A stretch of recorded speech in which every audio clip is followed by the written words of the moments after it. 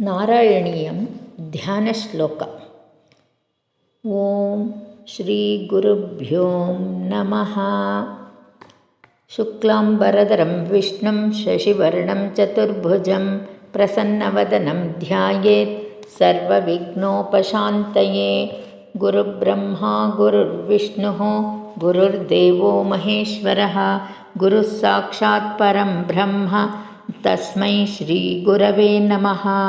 नमस्ते शारदा देवी काश्मीरपुरवासिनी त्वामहं प्रार्थये नित्यं विद्यादानं च देहि मे। ध्यानं नारायणं नमस्कृत्य नरं चैव नरोत्तमं देवीं सरस्वतीं व्यासं ततो जयमुदीरयेत्। भूखण्डे केरलाख्ये सरितमिह नीलाम् उत्तरेणैव नावाक्षेत्रे गव्योतिमात्रे पुनरुपरि नवग्रामनाम्नि स्वधाम्नि धर्मिष्ठात् भट्टतन्त्राद्यखिलमतपटो मातृदत्तद्विजेन्द्रात् जातो नारायणाख्यो निरवहदतुलां देवनारायणाज्ञाम् मीमांसादिस्वतातात् निगममविकलं माधवाचार्यवर्यात् तर्कं दामोदरार्यादपि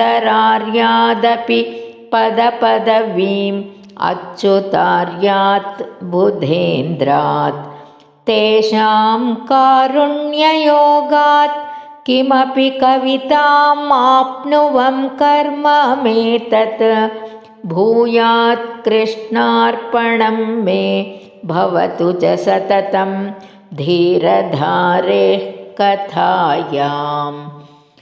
पीताम्बरं करविराजित शङ्खचक्रकौमोदकी सरसिजं करुणासमुद्रं राधासहायमतिसुन्दरमन्दहासं वातालयेशमनिशं हृदि भावयामि। मूकं करोति वाचालं पङ्गुं लङ्घयते गिरिं यत्कृपातमहं वन्दे परमानन्दमाधवं। वन्दे नन्दव्रजस्त्रीणां पादरेणुम् अभीक्ष्णसां यासां हरिकथो गीतं पुनाति भुवनत्रयं। कोमलं कूजयन् वेणुं श्यामलोऽयं कुमारकः वेदवेद्यं परं ब्रह्म भासतां पुरतो मम। यं ब्रह्मा वरुणेन्द्ररुद्रमरुतः स्तुन्वन्ति दिव्यैस्तवैः वेदैः साङ्गपदक्रमोपनिषदैः गायन्ति यं सामगाः। ध्यानावस्थिततद्गतेन मनसा पश्यन्ति यं योगिनः यस्यान्तं न विदुःसुरासुरगणाः देवाय तस्मै नमः। कृष्णाय वासुदेवाय देवकीनन्दनाय च नन्दगोपकुमाराय